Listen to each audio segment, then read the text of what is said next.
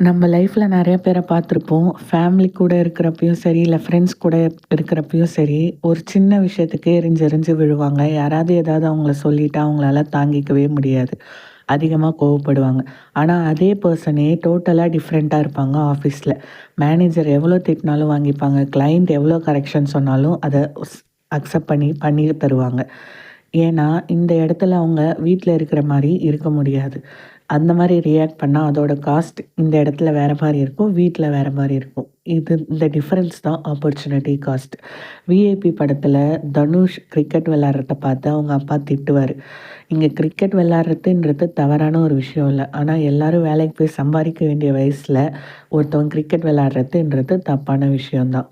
அதனால நம்ம ரைட்டான விஷயத்த பண்ணாலுமே, அத தப்பான டைம்லயோ, இல்ல தப்பான பிளேஸ்லயோ பண்றப்போ, அதோட காஸ்ட் வந்து நமக்கு நெறைய நேரத்தில பேக் ஃபயர் ஆகுது. இந்த டிஃபரன்ஸ் தான் ஆப்பர்ச்சுனிட்டி காஸ்ட். நம்ம ஒரு விஷயத்துக்கு எஸ் சொல்றோம்னா, பல விஷயத்துக்கு நோ சொல்றோன்றது தான் உண்ம.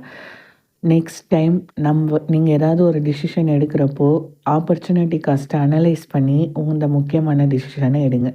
ஆப்பர்ச்சுனிட்டி காஸ்ட் அதிகமா இருந்துச்சுன்னா, அந்த டிசிஷன எடுக்காதீங்க. கம்மியா இருந்துச்சுன்னா, அந்த டிசிஷன எடுங்க. இந்த மாரி இன்ட்ரஸ்டிங்கான எக்கனாமிக் கான்செப்ட்ட உங்க லைஃப் கூட கனெக்ட் பண்ணி தெரிஞ்சுக்க சப்ஸ்கிரைப் பண்ணிக்கோங்க. SPK stories and growth